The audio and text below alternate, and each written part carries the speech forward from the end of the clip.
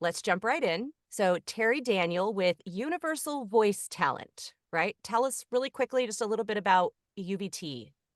UVT coaching, that's the Oh, cooler way of saying it. yeah, That looks cooler on a t-shirt and a coffee mug, Alicia. Come on. true. We've been around for, I've been around for a very long time in the business altogether for about 35 years. And the team UVT really came together about 3 or 4 years ago before I was kind of overwhelmed with like doing everything. Hmm. So now we've got a team of 6 coaches. Everybody works with a specified genre. Everybody brings something pretty cool and amazing to the table. Garnett is a great character coach. Rob is a great imaging coach. And I'm more of commercial e-learning coach, but I'm mainly the demo producer now for the team. And the other coach, Amy Breedlove, who's very good.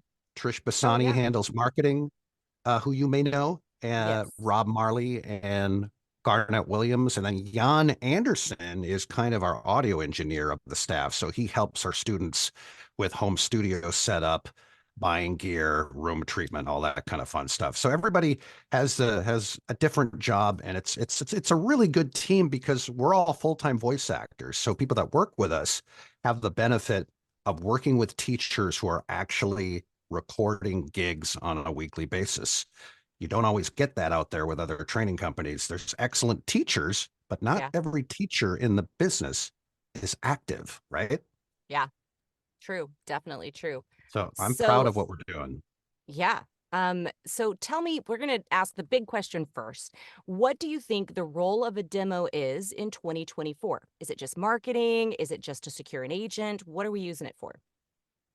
Well, we're using it for all of those things. I mean, it's really your calling card. It's for your website. It's to send out to production companies and talent agents. If you're doing a lot of direct marketing and, clients get back to you maybe because of a cold call or an email, you want to make sure that professional demo is on your website or that you have something to send them. And I think it's really, really important because as well as I do, people kind of take shortcuts and they try to do demos themselves with a USB mic and the same music everybody else is using. And Hmm. that's not the way to go. Especially if you want agency representation. If you called any agent in the country, they would bring up the demo thing immediately. Hey, do you have a professional demo? Like, well, I just put one together myself last night. Can I get on your roster? Yeah. Probably So, not going to happen. how important do you think, at this point, customized music is that you're not using the same music as everybody else? Because I know your Yeah, feelings on that have changed a little bit. yeah, back in the day when I was probably doing too much, just for me, I would kind of, some demos would have similar tracks. I really try my hardest to buy new. I'm a member of 3 different licensed music programs. They're all fantastic. So I really focus on trying to come up with a new track for every clip on everybody's demo. So just like the content, like the demo scripts, we come up with demo scripts that are different for everybody's demo. Now that may not have been the case, 6, 7, 8 years ago, but we learn from our mistakes a little bit, and we try to take people's feedback seriously and make adjustments so we can work on, better content, better production music, and that was part of the UVT transition that worked out so well is just to have my staff do the coaching and I'm the demo producer. You know, that, that needed to happen like 10 years ago. Yeah. So, Yeah. let's talk about custom scripts for a while, because this is one of the things that we wanted to talk about. How important do you feel custom scripts are versus, existing ad copy when you're crafting a demo? And, what does custom scripts mean to you? Custom scripts, you know, to me means original content. If you're brand new to the business and you don't have, let's say if you're experienced and you've got a few national commercials out there that are just too good not to put on a demo, of course we're going to mix those in Hmm. with some newer stuff as well and try to come up with a demo with the most variety possible, because that's what agents love. They love variety on a demo.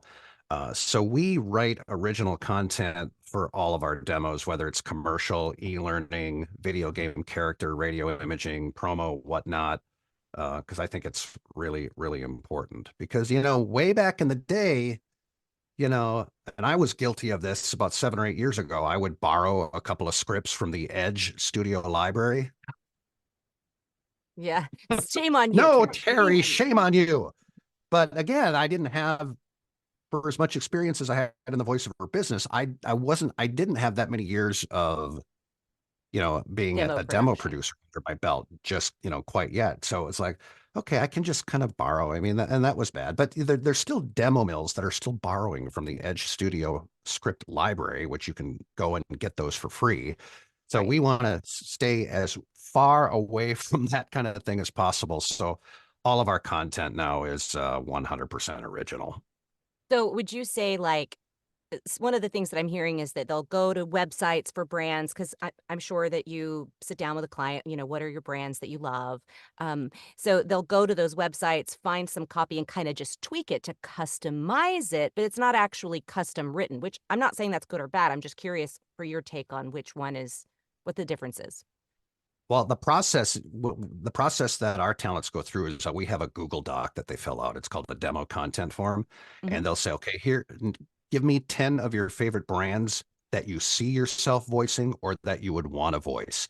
All that does, it doesn't mean that they're going to end up voicing it or that's going to end up on the demo. But what that does is it gives us ideas to start writing up the content. And then, they have to attach 3 or 4 MP3s of different reads. And we usually have those in like a Dropbox folder that we save from our student just from the coaching session. But, and we ask them what their interests and hobbies are, because I think it's also important in a demo that you're reading content that you're actually interested in. Yeah. If you're not a computer geek, I don't know if we're going to have, an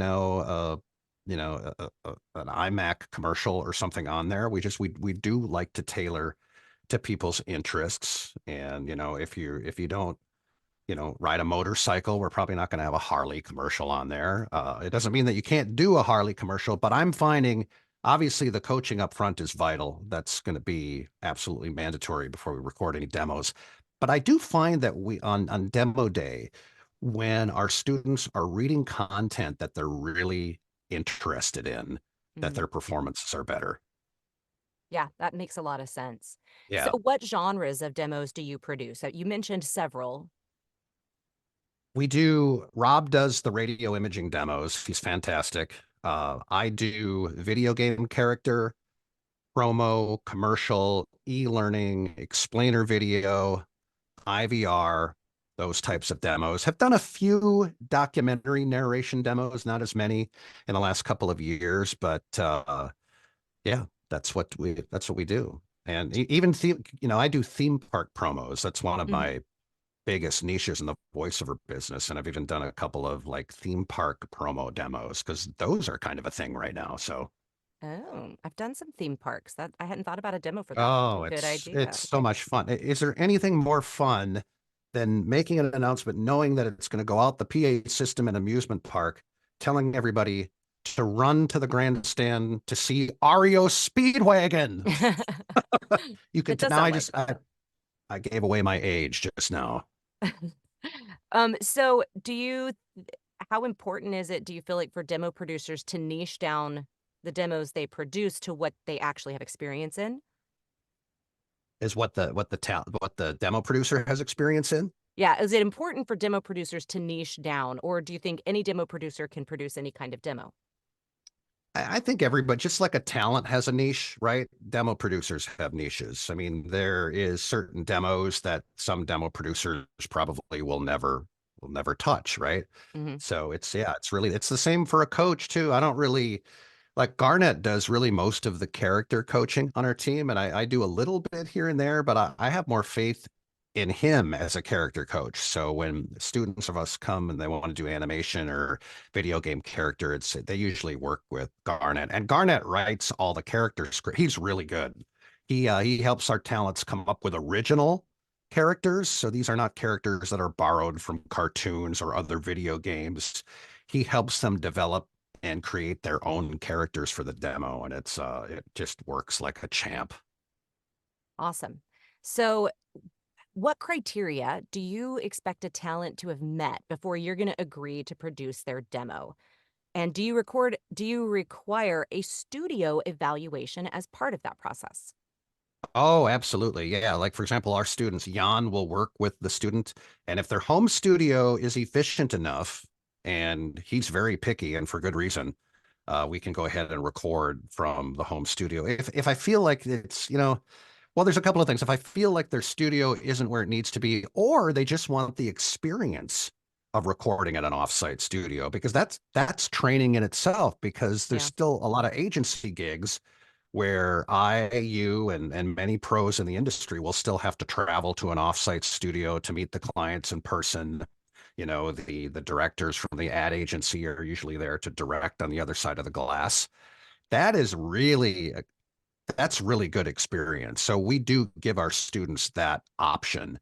If they want to, we can book recording studio in their area to record the demo. But coaching up front is vital. If you're brand new, we don't even say the word demo until we've had about a dozen or more coaching sessions, and we definitely don't record it until we know that you are ready. I'll do a demo right away up front for somebody that's got, a few years under their belt, Right. and they're currently booking. But if you're a raw talent, you're just getting started with, we've got so much work to do before we even say the word demo. Yeah. So it's not we require coaching because we're trying to get your money. It's we require coaching because we want you to be ready before we're going to produce a demo.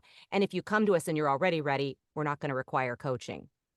No, no, there's no reason to go through like a beginner's program if you've got like a couple, 2+ years under your belt and you're already booking, but you Yeah. just kind of want to either you need a refresher or you want a new demo, but you're experienced already. We don't have to sit there and go through like 15 coaching sessions. No.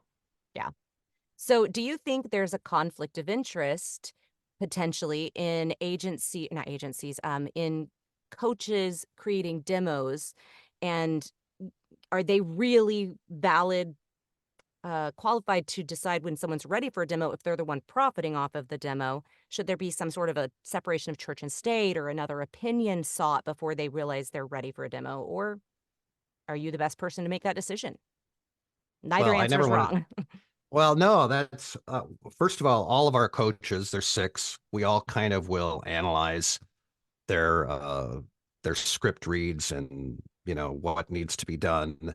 But I've also thrown, because we do like a rehearsal round, so we record the prep session, and I've even reached across the aisle to other demo producers and coaches and say, "Wait, what do you think of this? Do you think this person is ready?" So Hmm. I'm not so like attached and married to my own team. I do get opinions from outside parties here and there as well. I love that. All right. Yeah. So, can you tell us how much you charge for a demo and does it vary depending on the type of demo? It definitely varies on the program. Our raw beginners program is $3,200, and that comes with uh 12 coaching sessions, unlimited group classes, two demos, a website, different Trisha's marketing session, which she sends people a 90-minute marketing video, and then after they're done watching the video, they meet with her for an hour. So it's Oh, basically like nice. two marketing sessions, really. Yeah, it's a really good one-two punch when we work that way. So um that one is the big cheese. We call it the big kahuna program. And so that is definitely the best beginners program that offers up the most value. But if you have experience and you say, if you come to, hey, Terry, I just need a new demo. I've been booking kind of here and there for a while. I've booked some great clients. I've got about, 2 to 3, 4 years maybe under my belt. Will you do a demo for me? If that's the case, that's around like $1,400, and we'll throw in a couple of coaching sessions prior. Because even if you have a lot of experience, we still want to work on the scripts and get the content written up Yeah. and rehearse those before we record. I don't care if you have 10 years of experience. We're not just going to dive right into the demo session. No, you don't need 15 coaching sessions, but I would like to have a couple rehearsal sessions before we record. Yeah, I know.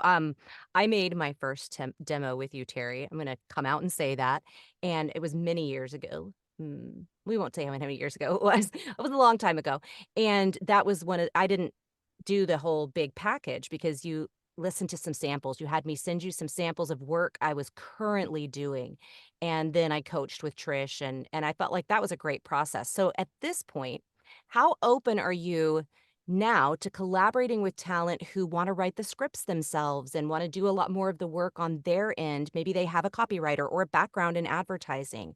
Would you, if they just wanted you to do the direction and the production, would you be willing to work with them on that? Yeah, absolutely. I mean, if they're a copywriter, if that's like kind of what they do, or they're already working with a professional copywriter, or maybe, like you said, maybe their previous job was being a copywriter at an ad agency, absolutely. Yeah, we can definitely collaborate. It's a team effort all the way. So whatever it takes to make the demo as great as it possibly can be.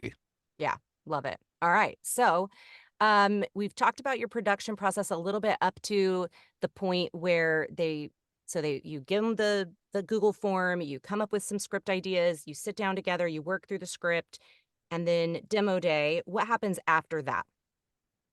We disappear on an island and we'll never take your phone calls. No, no, that's not true.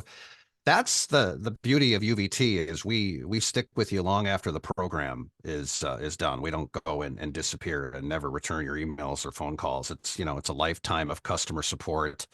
Our reputation, is reflects on your success. I mean, we want you to succeed so that you A, get work, and for B, you selfishly promote us. And we want you to say good things because just like any other business in the world, referrals are a big part of what we do too. So we want to make sure that our students are happy. And that's what I do unlimited group classes every other Saturday.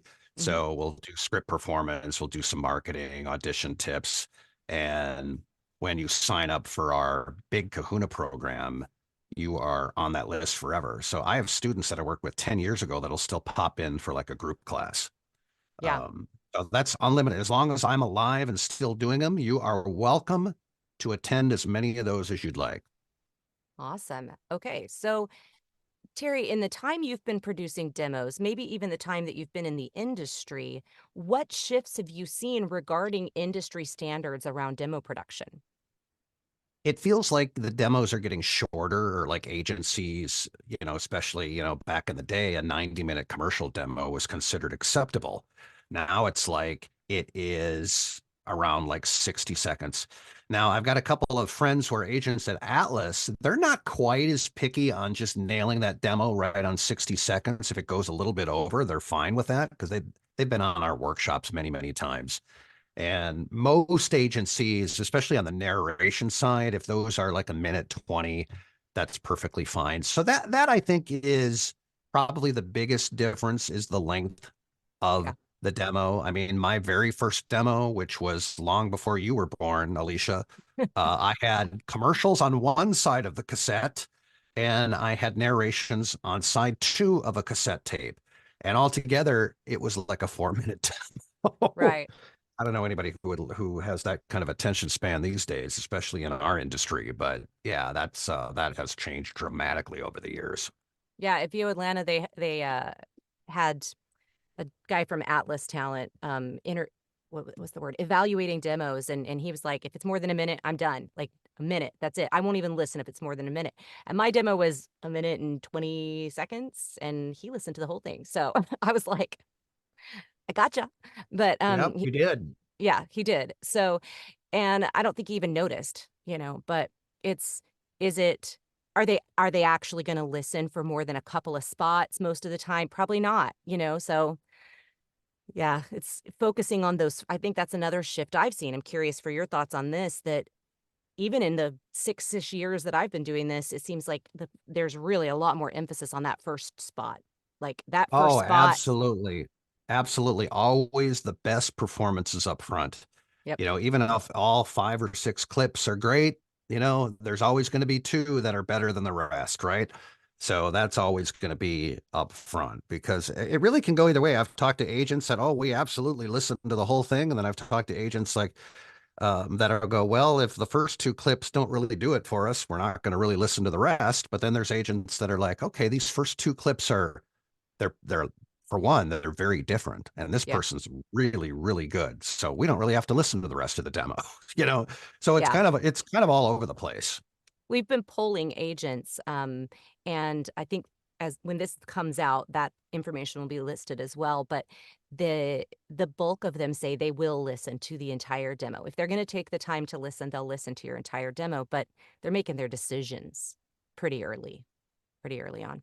All right, so Terry, tell us, why should a talent choose to work with Universal Voice Talent or Terry Daniels specifically?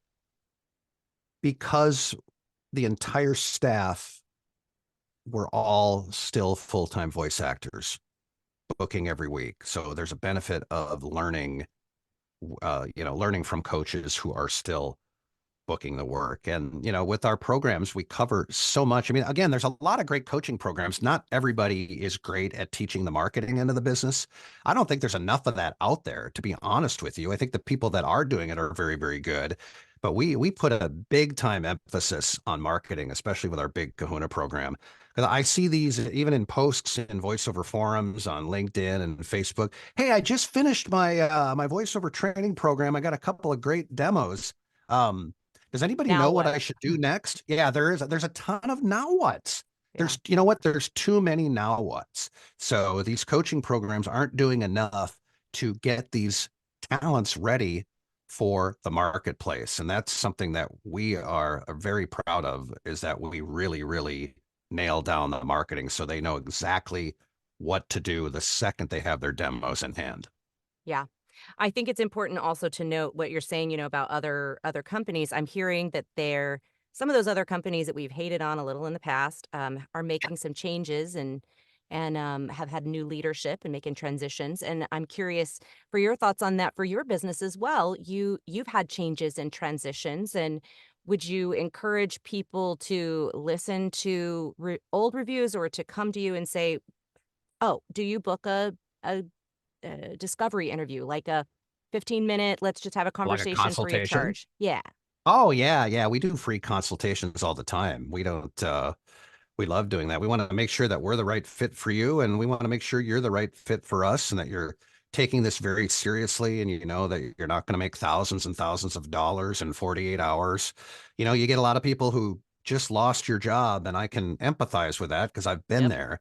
But we all know that voiceover is not a quick cure for being unemployed. You're not going to have results for quite a while unless you're just absolutely amazing. So yeah, and it's a personality thing too. We may not be the right fit for you. Maybe you'll be the right fit for, you know, training company C over in New York Mhm. somewhere. So it's nice to get to know people in a consultation kind of before both parties decide they want to move forward. So yeah, absolutely free consultations.